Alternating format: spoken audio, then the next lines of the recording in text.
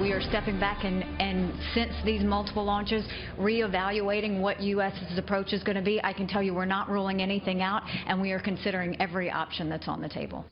U.S. Ambassador to the UN, Nikki Haley, warning that nothing is off the table when it comes to the Trump administration's response to North Korea after that country test-fired 4 ballistic missiles into the Sea of Japan on Monday.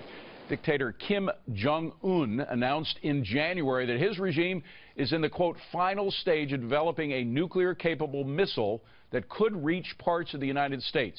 Joining me now from Toronto is Gordon Chang. He's the author of Nuclear Showdown, North Korea Takes on the World. So, Gordon, let's go right to your book's title, Nuclear Showdown. What would a nuclear showdown with North Korea look like? It would be extremely ugly. North Korea has somewhere between 16 and 20 warheads. And also, we've got to remember that North Korea has a formal military ally, China. You know, the last time there was a general war on the Korean Peninsula, China came in on North Korea's side, and it could very well do so this time as well, because Chinese leader Xi Jinping views the U.S. as China's strategic adversary. Okay, we'll talk more about China in a moment, but specifically on a nuclear showdown, they claim that their missiles are going to be nuclear capable soon. Do you believe them? Yes. They already have 3 missiles that can probably hit the lower 48 states, the Taepodong-2, the KN-08, and the KN-14. Now, they haven't been adequately tested, but they're based on proven technologies. Within 4 years, maybe 5 at the outside, they'll be able to mate a warhead to those long-range launchers, and they will be able to hold us at ransom. Well, what about our anti-missile capability? Could we shoot them down before they get here? Well, we have interceptors in both Alaska and California, but they're pretty rudimentary. They have about a 56% failure rate under perfect conditions. So the answer is that probably North Korea will be able to land a nuke in the United States if it chooses to do so. Okay, now here's the big question. What do we do? We're not going to wait until they have that capability and put the nuke on a missile. We're going to take them out or take out their capability before that happens. Can we, and how could we? Well, we could do that because we have conventional capabilities. We've got a nuclear arsenal that is quite large, but we're not going to do that because any sort of military action risks a general conventional war on the Korean Peninsula. We've got to remember that about half of South Korea's 50 million people are in the Seoul area, about 35 miles from the demilitarized zone that separates the 2 Koreas. So the military option is absolutely the last thing.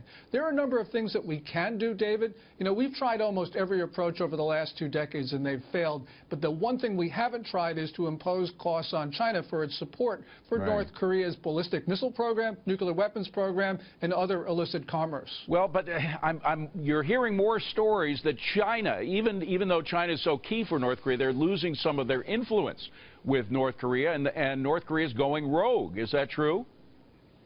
Well, to a certain extent, but we've got to remember that China supports North Korea not because the North Koreans are friendly, but because the North Koreans accomplish some very important strategic objectives for China in the short term of keeping us off balance and giving us an incentive to cooperate with China on other things. So although the relations are indeed much strained than they have been in previous years, I'm not so sure that China's going to cut off its support for North Korea. Now, there's another element here that just happened this week that complicates things. The South Korean president was kicked out of office. She was involved in some corruption. They had an impeachment, and they got rid of her. How does that complicate the whole scenario?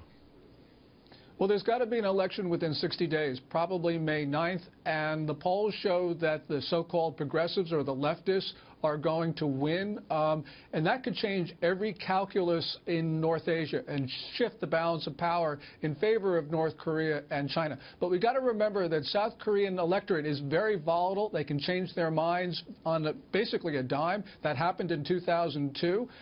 So I think that, you know, we very well may see, because Kim Jong-un and China may create provocations that change the views of the South Korean electorate at the last moment. Well, would that change our military or our potential military approach? I understand that that Seoul, the capital of South Korea, is right next to the DMZ, the border there with North Korea, but we just can't allow, if China doesn't have sufficient influence to stop them from using one of these nukes, and it may not just be on a missile, by the way, they may sell it to a terrorist group or something like that as well.